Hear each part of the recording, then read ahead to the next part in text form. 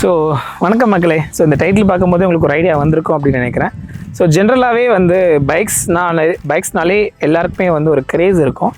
So even புது bike, that means என்ன மாதிரி ஃபர்ஸ்ட் பைக்கு, என்னோடய காரா மாதிரி ஃபர்ஸ்ட் பைக் வாங்குகிற ஓன் பண்ண பர்சனாக இருந்தாலும் சரி, ஆர் நீங்கள் ஒரு விண்டேஜ் பைக்ஸ் மேலே ரொம்ப கிரேஸ் இருக்க பர்சனாக இருந்தாலும் சரி, ஸோ உங்களுக்கு இந்த வீடியோ கண்டிப்பாக செட் ஆகும். ஸோ நம்ம ஜென்ரலாக வந்து பைக்ஸ் ரைட்ஸ் போகும்போது நமக்கு வந்து நிறைய விஷயம் நம்ம பார்த்துருப்போம், நிறைய அட்வென்ச்சர்ஸ் நம்ம கூட வந்திருக்கோம். ஸோ சந்தோஷமான விஷயங்கள், கொஞ்சம் கஷ்டமான விஷயங்கள் நிறைய இருக்கும். பட் இருந்தாலும் ஸ்டில் நம்ம கம்யூனிட்டியில், நம்ம வந்து இந்தியன் கம்யூனிட்டி பொறுத்த வரைக்கும் ஒரு பார்ட் ஆஃப் ஃபேமிலியாக தான் வந்து நம்ம பைக் அண்டு கார்ஸை வந்து பார்ப்போம். ஸோ அப்படிப்பட்ட பைக்ஸ்க்கு வந்து எக்ஸ்பைரி டேட் இருக்குது அப்படின்னு சொன்னால் உங்களால் நம்ப முடியுமா? ஸோ அதாவது எவ்ரி 15 இயர்ஸ் கிடையாது, ஃபர்ஸ்ட் 15 இயர்ஸ் கழித்து இதோட ரெஜிஸ்டர் சர்டிஃபிகேட் வந்து, அதாவது ஆர்சி வந்து எக்ஸ்பயர் ஆகிடும். ஸோ எக்ஸ்பயர் ஆகிடுச்சு அப்படின்னா என்னென்ன பண்ணணும் அண்ட் அதுக்கப்புறம் அடிஷ்னலாக என்னென்ன டேக்ஸ் கட்டணும் அப்படின்றதெல்லாம் வந்து இருக்குது. ஸோ அதெல்லாம் என்னன்றது தான் இந்த வீடியோவில் பார்க்க போகிறோம். வாங்க வீடியோக்குள்ளே போகலாம். ஃபர்ஸ்ட்டு ஆக்சுவலாக இந்த ஐடியா எனக்கு எங்கேருந்து வந்துச்சு அப்படின்னு பார்த்தீங்க அப்படின்னா, நம்ம தெய்வமணிட்டு தான் வந்தது. அண்ட் ஆஸ் வெல் அஸ் ப்ரீவியஸாக வந்து நம்ம ராயல் என்ஃபீல்டோட டீசல் புல்லெட்டு பைக்கை பற்றி 2 மெக்கானிக்ஸ் கிட்ட பேசியிருப்பேன். ஸோ அவங்களுமே நல்ல எக்ஸ்பீரியன்ஸான மெக்கானிக்ஸ். அவங்க கிட்டத்தட்ட 1970s ராயல் என்ஃபீல்டில் வந்து சர்வீஸ் பார்க்குறாங்க. ஸோ கிட்டத்தட்ட 55 இயர்ஸாக வந்து இருக்காங்க.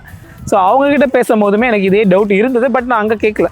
பட் ரீசெண்டாக வந்து நம்ம தெய்வமணி நம்ம ஒர்க் ஷாப்பை, பேச்சு மோட்டார்ஸ் ஒர்க் ஷாப் போயிருக்கும் போது, அங்கே ஒர்க் ஷாப்பில் தான் வந்து பாலா இந்த மாதிரி நம்ம டிவிஎஸ் வந்து கம்ப்ளீட்டாக ஸ்டார்ட்லேருந்து எண்டு வரைக்கும் கம்ப்ளீட்டாக சேஞ்ச் பண்ணியிருக்கோம். ஸோ அதை பற்றி நம்ம ஒரு வீடியோ போடலாம், நம்ம இந்த மாதிரி பண்ணலாம் அப்படின்ற ஒரு இது இருக்கும், இப்படி பண்ணலான்ற ஒரு ஆப்ஷன் இருக்குது, அது வந்து நம்ம வியூவர்ஸ்க்கு வந்து எக்ஸ்பிளைன் பண்ணலாம் அப்படின்னு சொன்னார். ஸோ ஏன்னா இது வந்து டிவிஎஸ் 50 மட்டும் இல்லை, RX 100 இருந்தாலும் சரி, இல்லை RX 175 இருந்தாலும் சரி, இல்லை CBR இருந்தாலும் சரி, நிறைய பைக்ஸ் வந்து இருக்குது. ஸோ ஈவன் ஓல்டு பல்சர்ஸ் வந்து இந்த ரவுண்டு ஹெட்லைட் வரும் பார்த்தீங்களா, அந்த ஓல்டு பல்சர்ஸை கூட வந்து அவர் வந்து ஃபுல்லாக கம்ப்ளீட்டாக மாடிஃபை பண்ணி கொடுத்துருக்காரு. பட் இருந்தாலும் இப்போ ரீசெண்டாக வந்து நான் டிவிஎஸ் பார்த்தேன், ஸோ அதை பற்றி நம்ம பேசலாம் அப்படின்னு சொன்னார்.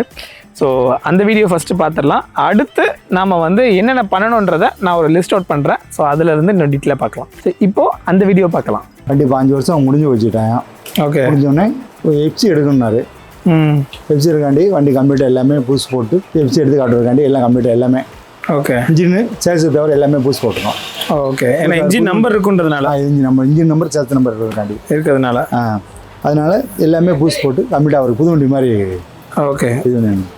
ஓ, ஸோ ஆல் சென்டிமெண்ட்ன்றதுனால, சென்டிமெண்ட்டாக பைக் வண்டி வச்சதுனால அப்படியே வேலை பார்த்து அப்போ ஓட்டின வண்டி இதுக்காண்டி, ராசியாருக்காண்டி வண்டி வேலை. ஓ சரி, ஓகே. இதுக்கு அப்போ இந்தியன் ரெகுலேஷன்ஸில் என்னென்ன இருக்குது? ஆர்சி வந்து 5 வருஷம் முடிஞ்சு வச்சு. ஓ, அதாவது இப்போ நம்ம ரெனியூ பண்ணணும். 5 வருஷம் இன்சூரன்ஸ் போட்டு ஆர்டிஆர்ஸை கொடுத்து நம்ம ரெனியூ பண்ணிக்கலாம்.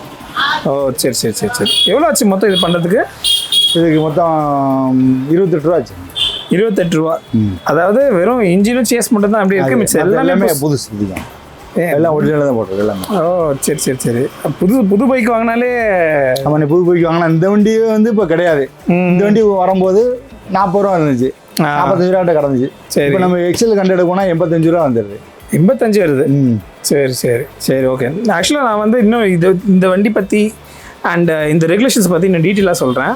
வாங்க நம்ம அங்கே போகலாம்.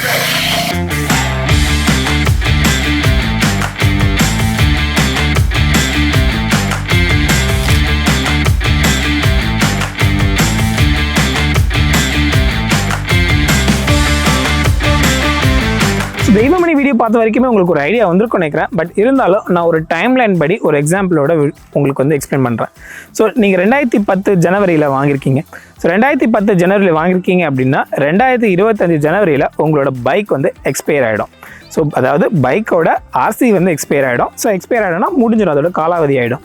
காலாவதி ஆனதுக்கப்புறம் நீங்கள் என்ன பண்ணணும்னா, அதை ஒரு மெக்கானிக்கிட்ட எடுத்துகிட்டு போயோ, இல்லாட்டி ஒரு ப்ராப்பரான சர்வீஸ் சென்டர் போயிட்டோ, இப்போ ராயல் என்ஃபீல்ட் சர்வீஸ் சென்டர் போயிட்டோ, எல்லாமே பர்ஃபெக்டாக இருக்கா, எல்லாமே ஓகே தானா, இது டெஸ்ட்டு பாஸ் பண்ணுமா அப்படின்றத நீங்கள் அங்கேயே ஒரு செக் பண்ணி பார்த்துட்டு, அடுத்து நீங்கள் பக்கத்தில் இருக்க, அதாவது உங்கள் ஏரியாவில் இருக்க ஆர்டிஓ ஆஃபீஸ் போயிட்டு நீங்கள் ரெஜிஸ்டர் பண்ணணும்.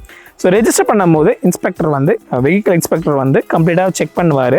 என்னென்ன செக் பண்ணுவார் அப்படி பார்த்தீங்கன்னா, இதோட பொல்யூஷன் சர்டிஃபிகேட்டு, தட் மீன்ஸ் இது வந்து ஸ்டில் ரொம்ப பொல்யூட்டடான விஷயம் தானா, பொல்யூஷன் ரொம்ப ஜென்ரேட் பண்ணுமா, இல்லை எல்லாம் இது பர்ஃபெக்டாக ஃபிட் ஆகுமா அப்படின்றது எல்லாமே செக் பண்ணி இதுக்கு வந்து ஃபிட்னஸ் சர்டிஃபிகேட் அப்படின்னு சொல்லிட்டு இன்னொன்று ப்ரொவைட் பண்ணுவார். ஸோ அந்த ஃபிட்னஸ் சர்டிஃபிகேட் வந்துச்சுன்னா தான் நம்ம இதுக்கு வந்து ஆர்டிஓ ஆஃபீஸில் வந்து ஆர்சியை வந்து அப்டேட் பண்ண முடியும். அந்த ஃபிட்னஸ் சர்டிஃபிகேட்டோட மேபி ஒரு சில ஸ்டேட்ஸில், தட் மீன்ஸ் டெல்லி, மகாராஷ்டிரா இந்த மாதிரி ஸ்டேட்ஸ்லலாம் வந்து க்ரீன் சர்டிஃபிகேட் அப்படின்னு சொல்லிட்டு க்ரீன் டேக்ஸ் அப்படின்னு சொல்லிட்டு இன்னொரு டாக்ஸேஷன் இருக்குது. அந்த டேக்ஸ் பே பண்ணி அது வந்து ஒரு பெரிய விஷயம் கிடையாது. நீங்கள் வந்து ஒரு டேக்ஸ் அமௌண்ட் ஒரு சின்ன அமௌண்ட்டாக வந்து பே பண்ணுற மாதிரி இருக்கும். இந்த பொல்யூஷனுக்காக நீங்கள் வந்து ஒரு டேக்ஸ் கட்டுறீங்க அப்படின்ற மாதிரி. ஸோ அந்த டேக்ஸ் அமௌண்ட் பே பண்ணிட்டீங்க அப்படின்னா இது ரெண்டுத்தையும் வச்சு நீங்கள் வந்து உங்களோட ஆர்சியை வந்து அப்டேட் பண்ணிக்கலாம். ஸோ இதுதான் வந்து basic procedure. So if and case நீங்கள் வந்து டெல்லி, இப்போ நீங்கள் ரீசெண்ட் டேஸில் பார்த்துருப்பீங்க நினைக்கிறேன், டெல்லியில் வந்து 15 வருஷத்துக்கு மேலே இருக்க வண்டிலாம் வந்து அலோவ் கிடையாது, ஸ்க்ராப் பண்ணிவிடுவோம் அப்படின்னு சொல்லியிருக்காங்க. ஸோ அது வந்து ஒரு சில ரொம்ப பொல்யூட்டடான ஸ்டேட்ஸாக இருந்ததுன்னா, even not only in India, so maybe அந்த அதர் கண்ட்ரிலே கூட இருக்கலாம் இந்த ப்ரொசீஜர்.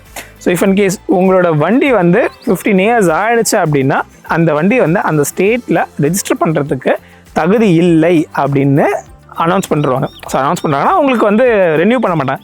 ஸோ அந்த மாதிரி சமயத்தில் உங்களுக்கான 2 ஆப்ஷன்ஸ் இருக்குது.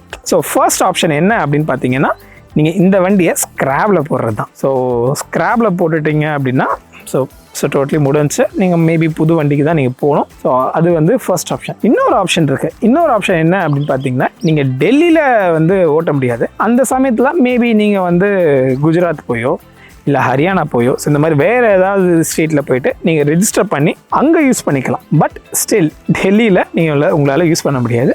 ஸோ இந்த மாதிரி 2 ரெஸ்ட்ரிக்ஷன்ஸ் இருக்குது. ஸோ அதுவும் வந்து என்னென்னா ஸ்பெஷலாக ரொம்ப பொல்யூட்டடான சிட்டி, ரொம்ப பொல்யூட்டடான ஸ்டேட் அப்படின்ற வந்து அவங்க டிக்ளேர் பண்ணிட்டாங்க அப்படின்னா நீங்கள் அங்கே வந்து இந்த மாதிரி வண்டியை வந்து தட் மீன்ஸ் விண்டேஜ் பைக்காக இருந்தாலும் சரி, ஆர் நீங்கள் வந்து உங்களோட பைக்காக இருந்தாலும் சரி ஓட்ட முடியாது. ஸோ இதுதான் வந்து இதில் இருக்க procedures and Indian government law.